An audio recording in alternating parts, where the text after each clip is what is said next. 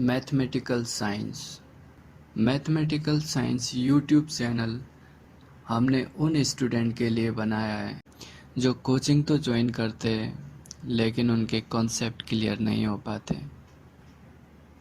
हम कोचिंग इसलिए ज्वाइन करते हैं कि हमें लगता है अगर हम कोचिंग ज्वाइन कर लेंगे तो हम एग्ज़ाम क्वालिफाइड करने के लिए परफेक्ट हो जाएंगे। लेकिन हम ये गलत सोचते हैं क्योंकि दुनिया में कोई भी ऐसी चीज़ नहीं है जो परफेक्ट हो। तो हम कैसे परफेक्ट हो सकते हैं। मैं आज कुछ पढ़ाने के लिए नहीं आया हूँ। मैं आज आपके साथ अपना एक्सपीरियंस शेयर करूँगा जो मैंने नेट क्वालिफाइड करने के दौरान कोचिंग में फ़ील किया या कोचिंग के बाहर फ़ील किया। काफ़ी लोग मुझे सुन रहे होंगे जो नेट की कोचिंग करने के लिए दिल्ली आना चाह रहे होंगे या कहीं और शहर जाना चाह रहे होंगे या जा चुके होंगे या कोचिंग कर रहे होंगे या कोचिंग कर चुके होंगे। तो मैं उनसे यही बात कहना चाहूँगा कि अगर आप ठान लो कि आपको नेट क्वालिफाइड करना है तो आप दुनिया के किसी भी कोने में रह के भी स्टडी कर लो, तब भी आप नेट क्वालिफाइड कर लोगे, प्रोवाइडेड आप नेट का एग्ज़ाम दो तैयारी के बाद। ये नहीं कि बिना एग्ज़ाम दिए भी आप क्वालिफाइड कर गए। That is stupid question. जैसे कि सब लोग सोचते हैं कि कोचिंग करने से हमारा नेट हो जाएगा, हमारा नेट क्लियर हो जाएगा, वैसे ही मैं भी सोचता था हमारा नेट क्लियर हो जाएगा। तो इसी सिलसिले में मैं बोरिया बिस्तर मात के दिल्ली आ गया और कोचिंग ज्वाइन कर ली।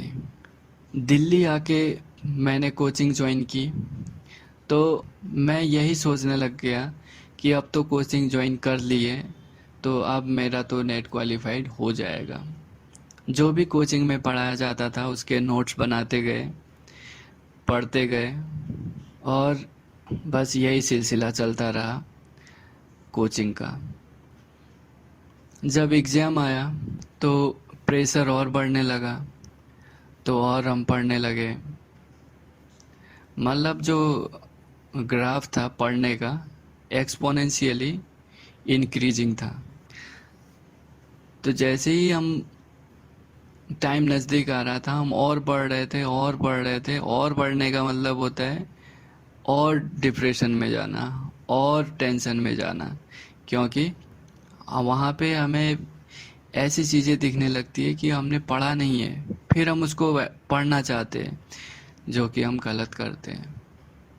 जो हमने 6 मंथ में नहीं पढ़ा वो क्या एग्ज़ाम के 2-4 दिन पहले पढ़ के हम अचीव कर लेंगे? नहीं, बिल्कुल भी नहीं। तो यहाँ पे कुछ गलतियाँ हम कर रहे थे जो आपको नहीं करनी है, ठीक है? तो आप ध्यान रखिएगा, जहाँ पे भी जो गलती हमने कर चुके हैं वो गलती आप नहीं करेंगे। अब एग्ज़ाम का टाइम बहुत नज़दीक था, हम पढ़ रहे थे, बिना हिले डुले पढ़ रहे थे। अब जब एग्ज़ाम का टाइम आ चुका था पूरा तो हम प्रिपेयर हो गए थे एग्ज़ाम देने के लिए, ये हमें लगता था। तो हम एग्ज़ाम देने चले गए।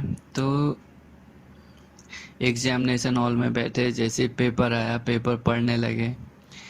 सो पार्ट ए में ऐसा लगा हमें कि बहुत इजी क्वेश्चन है तो हम उसी में करने लग गए। तो उसमें कम से कम मैंने आधा घंटा उसको दे दिया, ठीक।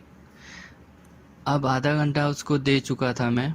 आधे घंटे में भी बहुत सारे क्वेश्चन नहीं हुए थे, 5-6 क्वेश्चन ही हुए थे, क्योंकि किसी क्वेश्चन में हम उलझ गए थे। तो हमें लगता था कि इसका सॉल्यूशन आ जाएगा, लेकिन आ नहीं पाया। सो उसमें मुझे आधा घंटा लग गया। सो पार्ट बी में मैंने शिफ्ट किया।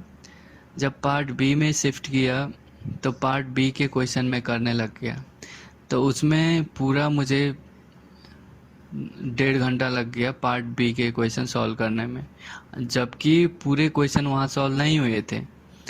नाउ पार्ट सी में आया, तो पार्ट सी में अब मेरे पास 2 घंटे ख़त्म हो चुके थे, तो मेरे पास अब केवल 1 घंटा बचा था, जो कि सबसे हैवी जो पोर्शन होता है मार्किंग के लिहाज से और उनके पैटर्न के लिहाज से। तो वहाँ पे मुझे क्वेश्चन अटेम्प्ट करने में बहुत टाइम लग गया, क्योंकि क्वेश्चन वहाँ पे बहुत ज़्यादा होते हैं। ठीक है, क्वेश्चन वहाँ पे 40 होते हैं, हमें 20 करने होते हैं। तो 40 के 40 क्वेश्चन, खैर स्टैटिस्टिक के क्वेश्चन तो मैं स्किप कर दिया था, फिर भी अदर क्वेश्चन जो है वो पढ़ने में टाइम लगता है, उसे समझने में टाइम लगता है। जैसे ही मैं वो पेपर क्वेश्चन सॉल्व करता गया, तो 8-9 क्वेश्चन ही कर पाया था कि मैंने टाइम देखा कि मेरे पास 5 से 10 मिनट हैं। मुझे टेंशन होने शुरू हो गई कि मैं अभी तो कुछ क्वेश्चन पढ़ा भी नहीं हूँ, लेकिन टाइम ख़त्म हो गया, अब क्या करूँ। तो मैं जल्दी जल्दी से बाइंड अप करने लग गया। अब जब समय ही नहीं बचा तो आप क्या कर लोगे, कुछ नहीं कर पाते। तो मैंने जल्दी जल्दी से बाइंड अप किया, यानी मेरे कम से कम 9 से 10 क्वेश्चन छूट गए। जैसे ही मैं एग्जामिनेशन हॉल से निकला तो मैं पूरा सेटिस्फाई नहीं था, मैं सेटिस्फाइड ही नहीं था, क्योंकि मैं वो क्वेश्चन नहीं कर पाया जो मैं कर सकता था, क्योंकि वहाँ तक मैं पहुँच ही नहीं पाया। मेरा टाइम मैनेजमेंट इतना बुरा था कि मैं जो क्वेश्चन मुझे आते थे वो भी नहीं कर पाया। तो वहाँ से हम आ गए। मुझे पहले से ही लगता था कि पता नहीं मेरा होगा या नहीं होगा। मुझे लगता था मेरा नहीं होगा, क्योंकि मुझे पहले ही पता था कि नहीं होने वाला है, लेकिन लोगों के सामने यही कहते थे कि यार हो जाएगा हो जाएगा। ये ह्यूमन टेंडेंसी होती है अपनी कमज़ोरी को छुपाने की। तो मैंने फिर प्लान बनाया कि अब करना क्या है, मुझे वापस घर चलना है बोरिया बिस्तर बांध के, या यहीं रुकना है। तो कुछ दिन के लिए मैं घर चला गया, फिर वापस आ गया दिल्ली। तो फिर मुझे लगा कि मुझे अपनी प्रिपरेशन कंटिन्यू रखनी है, तो मैं कोचिंग, फिर से उसी कोचिंग में चला गया। सारे बच्चे नए थे, उन्हीं के साथ मैं बैठ गया। तो जैसे ही 2-3 दिन हो गए तो कोचिंग वालों का वही कहना कि भाई फीस जमा कर दो। मेरे पास इतने पैसे नहीं थे कि इनकी फ़ीस मैं जमा कर दूं। मेरे पास 2 ही रास्ते थे, या तो मैं फ़ीस जमा करके कोचिंग कंटिन्यू रखूं या कोचिंग छोड़ दूं। तो मेरे पास पहला ऑप्शन तो था नहीं, क्योंकि मेरे पास इतने पैसे थे नहीं कि मैं कोचिंग ज्वाइन कर सकूं और कंटिन्यू रखूं। तो मैंने सेकंड ऑप्शन, ऑब्वियसली फिर सेकंड ऑप्शन ही चूज़ करना पड़ा। सेकंड ऑप्शन में यही था कि रूम पे रह के खुद प्रिपेयर करूं, तो वो ऑप्शन भी बेस्ट था मेरे लिए। अब जैसे ही मैंने रूम पे रह के तैयारी करना स्टार्ट किया, तो जब भी मुझे कोई प्रॉब्लम आती, कोई कन्फ्यूज़न होता, डाउट आता, तो मुझे लगता है यार किससे डाउट क्लियर करूं। डाउट क्लियर करने के लिए ना मैं कोचिंग जा सकता था, क्योंकि वहाँ मैंने पेमेंट नहीं की है, ना किसी से कह सकता था। अब फ्रेंड से डिस्कस करता हूँ तो फ्रेंड्स सारे मेरे जा चुके थे, जितने भी मेरे बैच के थे वो सब जा चुके थे। तो अब खुद ही करना था, तो मैंने बुक उठाना स्टार्ट किया, जो भी बुक मैंने ख़रीदा था। अगर कोई कंसेप्ट बुक से क्लियर नहीं होता था तो मैं कैफ़े जाया करता था। उस टाइम इंटरनेट इतना सस्ता नहीं था, तो कैफ़े जाके ही नेट सर्फिंग करनी पड़ती थी और वहीं पे सर्च करना पड़ता था। तो वहाँ पे जाके मैं यूट्यूब भी सर्च करता था, यूट्यूब में भी सर्च किया था, और वैसे भी गूगल सर्च भी करता था, बट सारे डाउट क्लियर नहीं हो पाते थे। फिर भी मैं सेटिस्फाई रहता था, क्योंकि कुछ ना सही तो कुछ तो मुझे मिला। तो इसी तरीके से सिलसिला। अब मैं रूम पे था और मेरे सामने पूरा नेट का सिलेबस था। अब मुझे स्ट्रेटेजी बनानी थी कि मुझे कैसे पढ़ना है और how can I qualified net. तो मैंने एक स्ट्रेटेजी बनाई। सबसे पहले मुझे वो सब्जेक्ट पढ़ना है जिसका कॉन्सेप्ट मेरा काफ़ी हद तक क्लियर है। तो मैंने वही सब्जेक्ट उठाया जो मुझे आता था और जो मुझे अच्छा लगता था ऑब्वियसली, उसकी मैं थ्योरी करने लगा। मैंने क्वेश्चन अभी उठाए नहीं थे, मैं थ्योरी करता गया। जब थ्योरी कंप्लीट हुई तो मैंने क्वेश्चन उठाए उसके। मेरे पास लास्ट 10 ईयर के ओल्ड क्वेश्चन पेपर थे नेट के, तो मैं वो उठाया। तो उसमें से देखा कि इस सब्जेक्ट से कितने क्वेश्चन बने हैं, तो वही क्वेश्चन मैं सॉल्व करता गया। तो जैसे ही मैं सॉल्व करता गया तो आधे से ज़्यादा क्वेश्चन मेरे सॉल्व हो गए, लेकिन बाकी नहीं हुए। तो बाकी क्यों नहीं हुए, मैं ये क्वेश्चन करने लगा खुद से।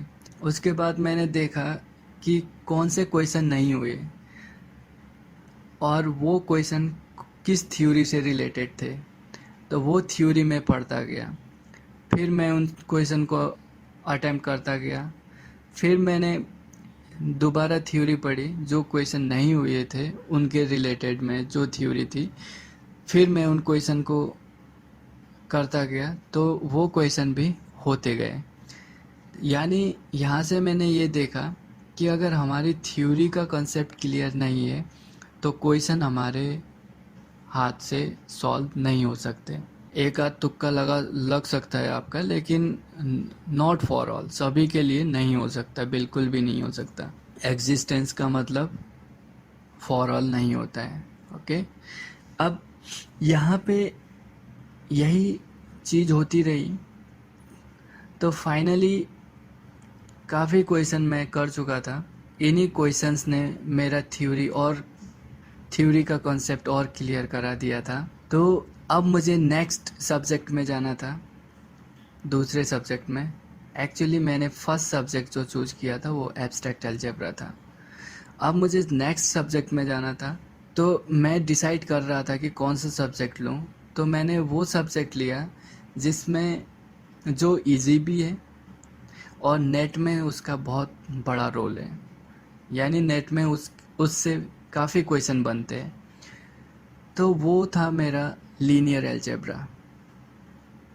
अब मैं लीनियर अलजेब्रा करना चाह रहा था, लेकिन मेरी कोचिंग में लीनियर अलजेब्रा तब स्टार्ट किया था जब एग्ज़ाम होने के बस 20 दिन बाकी थे। यानी 15 दिन में उन्होंने लीनियर अलजेब्रा का पूरा सिलेबस कवर करा दिया था। अब आप खुद ही सोच लीजिए, 15 दिन में लीनियर अलजेब्रा, जहाँ से उस टाइम 80 to 90 नंबर के क्वेश्चन बनते थे, कोई कैसे करा सकता है? How is it possible? तो मैं उन नोट से सेटिस्फाई नहीं था, बिल्कुल भी नहीं था। तो मैंने अब दूसरे कोचिंग के नोट्स इकट्ठे करने स्टार्ट किए, क्लास नोट्स, और बुक भी मैंने परचेज़ की उस टाइम लीनियर अलजेब्रा की। तो मैं कुछ बुक से भी क्वेश्चन किए, मैंने थ्योरी मैंने बुक में भी देखा और कोचिंग के नोट्स में भी तो लीनियर अलजेब्रा के लिए मुझे बहुत मेहनत करनी पड़ी। सो लीनियर अलजेब्रा की मैंने पूरे नोट्स बना चुका था। अब नोट्स के साथ साथ थ्योरी भी मैं पढ़ता गया। नोट्स कंप्लीट थे, थ्योरी भी कंप्लीट था। अब मुझे क्वेश्चन सॉल्व करने थे। सेम वही प्रोसेस किया मैंने, वहाँ पे भी क्वेश्चन स्टार्ट किए लास्ट 10 ईयर के। मेरे कुछ क्वेश्चन तो हो गए, लेकिन फिर कुछ रह गए। फिर अगेन मैंने थ्योरी पढ़ी। क्वेश्चन सॉल्विंग प्रोसेस ने मेरी पूरी थ्योरी को क्लियर करा दिया वहाँ पे। तो इस तरीके से दूसरा लीनियर अलजेब्रा का मैंने कर लिया। फिर मेरे पास था अप्लाइड पोर्शन, जो मुझे ठीक ठाक आता था। अप्लाइड पोर्शन ठीक आता था, यानी उसमें था ordinary differential equation, partial differential equation, calculus of variation and integral equation. मैंने न्यूमेरिकल मेथड नहीं किया, न्यूमेरिकल एनालिसिस या क्लासिकल मैकेनिक्स नहीं किया। लेकिन मैंने ये चारों किए। क्या क्या? ODE, PDE, calculus of variation and integral equation, ये चारों किए थे। तो इसमें भी मैंने वही 10 ईयर ओल्ड क्वेश्चन पेपर उठाए, इनसे रिलेटेड इन्हीं सब्जेक्ट के क्वेश्चन करता गया, फिर थ्योरी का कॉन्सेप्ट भी क्लियर करता गया। इस तरीके से जब मैंने देखा, जब ऑर्डिनरी डिफरेंशियल इक्वेशन में कर रहा था, तो इसके जो आंसर जो बन रहे थे वो रियल से रिलेटेड थे, रियल एनालिसिस से। तो मुझे रियल एनालिसिस तो करना ही था। तो फाइनली मैंने रियल एनालिसिस का उठाया, जो कि आज की डेट में सबसे ज़्यादा मार्क्स का आता है नेट में, स्टैटिस्टिक को छोड़ के। ठीक है, तो यहाँ पे रियल एनालिसिस करना मेरे लिए कंपलसरी था, आपके लिए भी कंपलसरी है। तो रियल एनालिसिस का पोर्शन उठाया मैंने, सेम वही तरीका, वही प्रोसेस यहाँ पे भी यूज़ किया। जो हो रहे थे मैंने वही कंसेप्ट क्लियर किया, जो एक्स्ट्रा था, जो मुझे नहीं आता था, वो मैंने नहीं किया। रियल एनालिसिस के बाद फिर कॉम्प्लेक्स एनालिसिस के भी मैंने कॉन्सेप्ट सेम उसी तरीके से क्लियर किए जैसे मैंने अलजेब्रा के कॉन्सेप्ट क्लियर किए थे। तो सेम उसके भी क्वेश्चन करता गया। लेकिन अगर आप नेट क्वालिफाइड करने के लिए पढ़ रहे हैं या JRF क्वालिफाइड करने के लिए पढ़ रहे हैं, तो आप केवल उतना ही पढ़ें जितना क्वालिफाइड करने के लिए सफिशिएंट हो। यानी आप कॉम्प्लेक्स एनालिसिस में पूरा नहीं पढ़ सकते, रियल एनालिसिस में आप पूरे क्वेश्चन नहीं कर सकते, क्योंकि आप पूरा नहीं पढ़ सकते, क्योंकि इतना टाइम हमारे पास होता नहीं है 6 मंथ में, और इतना सब कुछ हम नहीं कर सकते। तो उतना ही पोर्शन उठाना है जितना आपको आता है और जिससे आपका क्वालिफिकेशन हो जाए। इस तरीके से हमने सब्जेक्ट चूज किए और प्रॉपर उसकी theory plus 10 year question bank करते गए। उसके बाद लास्ट 2 क्वेश्चन पेपर जो थे वो मैंने सेपरेटली रख लिया था। एक तो वो जो मैं कोचिंग करने के बाद दिया था पेपर, और एक जस्ट उससे पहले वाला। तो ये 2 क्वेश्चन पेपर मेरे पास थे और मुझे इनको सॉल्व करना था विद इन 3 आवर में। अब मेरे पास थ्योरी का कंसेप्ट क्लियर था, बस एक चीज़ की कमी थी, वो था टाइम मैनेजमेंट। अब मैंने कैलकुलेशन किया कि टाइम मैनेजमेंट कैसा होना चाहिए। ठीक है, अब उसी टाइम मैनेजमेंट के अकॉर्डिंग मैंने वो पेपर उठाया जो पेपर मैं दे के आया था।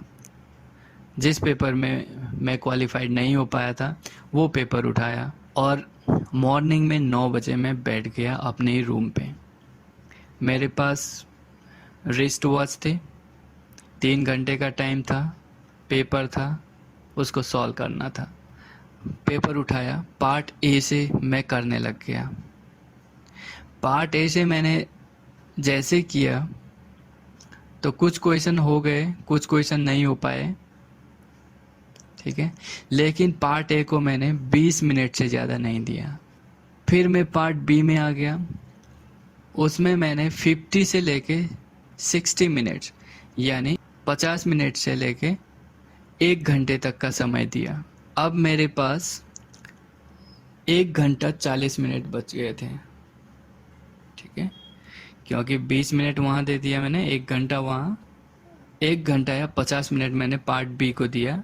अब मेरे पास बचा है 1 घंटा 40 मिनट या 1 घंटा 50 मिनट पार्ट सी के लिए। जब मैं पार्ट सी को करने लगा तो मैंने देखा 10 से 15 क्वेश्चन करने के लिए मुझे 1 घंटा 20 मिनट लग रहा था। मैंने पार्ट सी में 15 क्वेश्चन कर दिए और 1 घंटा 20 मिनट लगा लिए, यानी अब मेरे पास बचे 20 से 30 मिनट। 20 से 30 मिनट में मैं फिर पार्ट बी में आया, पार्ट ए में नहीं आया मैं। 20 से 30 मिनट मेरे पास रह गए, तो उस टाइम में मैंने पार्ट बी को रिव्यू किया। पार्ट बी में जो भी क्वेश्चन बचे थे मैं उसको सॉल्व करने की कोशिश की। वहाँ पे मैंने 10 मिनट लगा लिए पार्ट बी में। अब मेरे पास 20 मिनट बचे। अब मुझे पार्ट सी में जाना था। पार्ट सी में जैसे ही गया, मेरे पास 5 क्वेश्चन बचे थे, उनको करना था। उसमें मैं पूरा फुल्ली श्योर नहीं था कि यही होने वाला है, मतलब मुझे पूरा आंसर नहीं आता था। तो उसमें मैंने किया कि जो इसका पॉसिबल आंसर है वो लगा लिया, क्योंकि पार्ट सी में नेगेटिव मार्किंग नहीं होता है, तो मैंने वो लगा दिए। फिर मेरे पास 20 मिनट में से 10 मिनट अभी भी है, 10 से 5 मिनट अभी भी था। तो मैंने पार्ट ए में आया, उसमें देखा एक आध क्वेश्चन हो सकता है, वो किया। फिर पार्ट बी में भी गया उसी टाइम में। तो पार्ट सी में देख दाख के, यानी विद इन 15 मिनट में, 15 से 10 मिनट में ए बी सी मैंने चेक कर लिए। इस तरीके से मेरा टाइम मैनेजमेंट ठीक रहा। फिर यहाँ पे जब मैंने आंसर की उठा के देखी, तो मैं क्वालिफाइड हो रहा था। अगेन 2 दिन बाद मैं फिर जो प्रीवियस ईयर का पूरा क्वेश्चन पेपर है, वो जो मैंने देखा नहीं था, उसको उठाया, मैंने वो करने लग गया। उसमें भी सेम टाइम मैनेजमेंट जो मैंने यूज़ किया, उससे मेरा क्या हो गया, टाइम मैनेजमेंट का पूरा एक्सपीरियंस हो गया। तो उस टाइम दोबारा मैंने जब आंसर की चेक किए, तब भी मेरा क्वालिफाइड था। तो मैं अब पेपर देने के लिए पूरा तैयार था। अब ये 2 पेपर मैं खुद को देने के बाद, क्वालिफाइड करने के बाद, खुद को एक कॉन्फिडेंस आया कि मैं अब नेट क्वालिफाइड कर सकता हूँ। तो उसके बाद मैं क्वेश्चन को मैंने छूना बंद कर दिया। अभी 4-5 दिन थे एग्ज़ाम आने के। अब मैंने टोटली क्वेश्चन सॉल्व करना छोड़ दिया। अब जब भी मैं देख रहा था, बस थ्योरी देख रहा था, थ्योरी का कॉन्सेप्ट देख रहा था, या कुछ फार्मूले देख रहा था। अदरवाइज मैं क्वेश्चन अटेम्प्ट नहीं कर रहा था। जब पेपर का टाइम आया, पेपर देने हम सब लोग चले, मेरे साथ रूम पार्टनर भी था। तो सेंटर सेम था, तो हम गए, बैठे। 3 घंटा मेरा ऐसे बीता मुझे पता ही नहीं चला, और मैं पूरा सेटिस्फाइड था। जब एग्जामिनेशन हॉल से बाहर आ रहा था, तो मेरे चेहरे पे एक पॉजिटिव साइन था, जो मेरे रूम पार्टनर ने उसे एब्जॉर्ब कर लिया। वो डायरेक्ट बोला तुम्हारा तो नेट हो जाएगा, बट उसके चेहरे पे नेगेटिव साइन मैंने देखा। मैंने बस यही कहा कि तुम्हारा भी हो जाएगा, लेकिन वो बहुत परेशान था। जबकि जब हम रूम पे हुआ करते थे, मैं 4-5 घंटे पढ़ता था और वो 10 से 12 घंटे पढ़ता था, और उसके पढ़ने का जो स्टेबिलिटी थी, वो कंटिन्यूअसली बैठ के पढ़ सकता था। पर मैं 2 घंटे जैसे बैठ गया, उसके बाद मुझे बीच में थोड़ा रिफ़्रेश होना ज़रूरी होता था। लेकिन मेरा एक्सपीरियंस ये कहता है, जब आप कोई भी थ्योरी पढ़ो, तो स्टेबल स्टेट में आप पहुंच जाओ। यहाँ पे स्टेबल स्टेट का मतलब होता है, जब आप स्टेबल स्टेट में पहुंच जाते हो, तो आपको उस थ्योरी के अलावा कुछ भी याद नहीं होता। मतलब जो आप कॉन्सेप्ट पढ़ रहे हो, उसके अलावा कोई भी चीज़ें दिमाग में नहीं आती।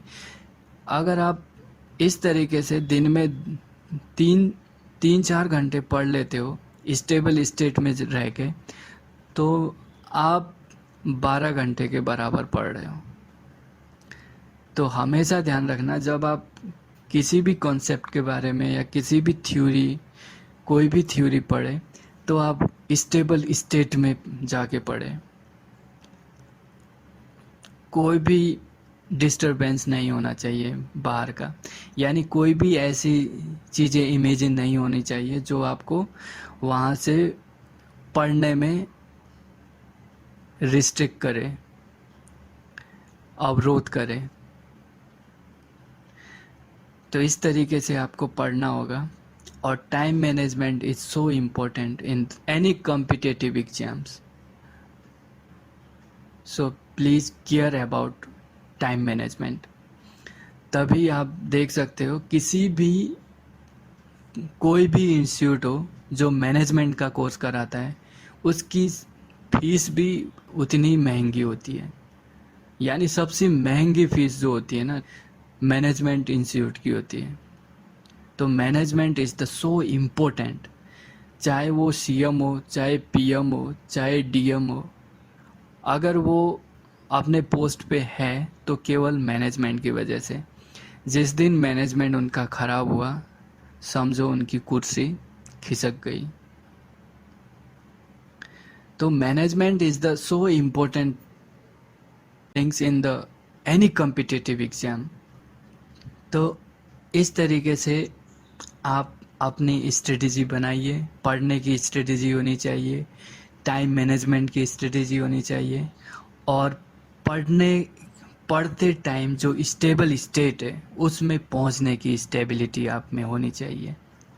अगर ये तीनों चीज़ें आपके अंदर है तो दुनिया का कोई भी ऐसा एग्ज़ाम नहीं है जो आप क्रैक नहीं कर पाओगे।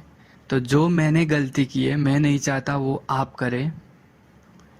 मैंने अपनी गलती से बहुत कुछ सीखा है, मैं चाहता हूँ आप मेरी गलती से सीखें।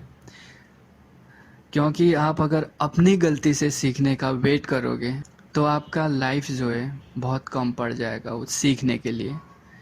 तो हमें दूसरों की गलतियों से भी बहुत कुछ सीखना होता है, यही जीवन का दस्तूर है। अल्टीमेटली मैं आपसे यही कहूँगा कि सफलता पाने के लिए कोई कोचिंग किसी का मोहताज नहीं होता।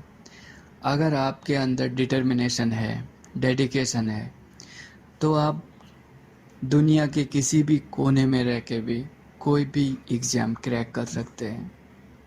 मेरा YouTube में चैनल बनाने का पर्पज़ भी यही था। कई स्टूडेंट होते हैं जो घर से दूर नहीं आ पाते, उनका जो फाइनेंशियल सपोर्ट होता है उतना नहीं हो पाता है कि वो आए और यहाँ पे 2-4 लाख रुपए खर्च करके फिर वो वापस जाए, और उसके बाद भी अगर रिज़ल्ट मेरे फर्स्ट अटेम्प्ट की तरह होता है, बहुत ही डिप्रेशन में चला जाता है वो इंसान। लेकिन ये भी आप ध्यान रखना, अगर आप एक बार अनसक्सेसफुल होते तो उससे आप बहुत कुछ सीखते हैं। आपको डिप्रेशन में जाने की कोई ज़रूरत नहीं है। अगर एक बार फर्स्ट टाइम नहीं हो रहा है तो सेकंड टाइम तो होगा। क्योंकि अगर आपने अपने जो लू फॉल को डिटेक्ट कर लिया, आपने जो वहाँ पे गलतियाँ की थी वो डिटेक्ट कर लिया और पता लगा लिया कि आपकी गलती क्या थी, तो आप डेफिनेटली सेकंड अटेम्प्ट में आप क्वालिफाइड करोगे, डेफिनेटली कह रहा हूँ। अगर आप CSIR NET, GATE, TIFR, NBHM, ISI, IIT JAM और DU एंट्रेंस मैथमेटिक्स की तैयारी कर रहे हो तो आपको बिल्कुल भी डिप्रेशन में आने की ज़रूरत नहीं है। रादर अगर आप कोई भी कॉम्पिटिटिव एग्जामिनेशन की तैयारी कर रहे हो, प्रिपरेशन कर रहे हो, तो आपको बिल्कुल भी डिप्रेशन में आने की ज़रूरत नहीं है। पेशेंस रखिए, खुद को डेडिकेट कर दो उसके लिए, और स्टेबल स्टेट में जाके आप पढ़िए, तो आप इजीली कोई भी एग्ज़ाम जो आप तैयारी कर रहे हो वो इजीली क्वालिफाई कर लेंगे। तो मेरी बेस्ट विशेस ऑलवेज आप लोगों के साथ रहेगी। इसके साथ साथ मैं आपको ये भी कहना चाहूँगा या रिक्वेस्ट करना चाहूँगा, अगर आपको हमारे वीडियोस हेल्पफुल लगते हैं तो आप अपने दोस्तों में भी शेयर करिए, रिलेटिव में भी शेयर करिए जो इसकी तैयारी कर रहा हो।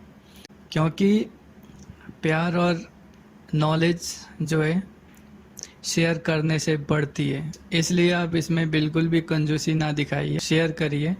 और ऑफकोर्स हमें जुड़े रहने के लिए आपको सब्सक्राइब तो करना पड़ेगा। ओके, अगर आप हमसे जुड़े रहना चाहते हैं तो सब्सक्राइब बिल्कुल करिएगा और अपने फ्रेंड्स लोगों को और जो भी तैयारी कर रहा है उनको ज़रूर बताइएगा इस चैनल के बारे में, क्योंकि हमें चैनल का जो मकसद है वहाँ तक इसको पहुँचाना है, तो ये आप लोगों के सपोर्ट के बिना पॉसिबल नहीं है।